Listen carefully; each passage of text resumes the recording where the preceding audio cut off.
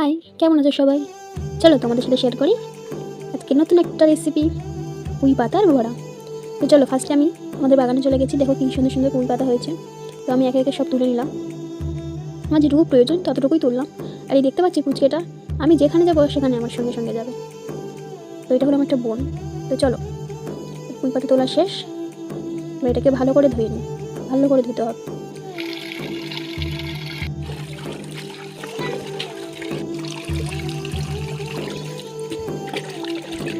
ধোয়া শেষ। এবার আমি ঠাকুমাকে বললাম পুঁই পাতাগুলো কুচিয়ে দিতে।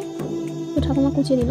এরপর আমি একে একে এর ভিতরে বেসন, লবণ, হলুদ, লঙ্কা গুঁড়ো, কালো জিরে, চালের গুঁড়ো দিয়ে দিলাম। দিয়ে এটাকে ভালো করে মেখে হালকা জল দিয়ে এরকম একটা থকথকে ব্যাটারটা তৈরি করে নিতে হবে। ব্যাটারটা তৈরি হয়ে যাওয়ার পরে আমি কড়া গরম করে কড়াইতে সাদা তেল গরম করে নিয়ে একে একে পকোড়াগুলো ছেড়ে দিলাম। ছাড়া হয়ে গেলে লো ফ্লেমে ভাজতে হবে। তো একদিকটা লাল লাল হয়ে গেলে উপর দিকটা উল্টে দিলাম, দিয়েই নামিয়ে নিলাম। নামিয়ে নিলে রেডি পুঁই পাতার বড়া। এই দেখো কত সুন্দর মচমচে হয়েছে, দেখতে পাচ্ছ? তোমরা বানিয়ে ট্রাই করো বাড়িতে। আজকের মতো টাটা।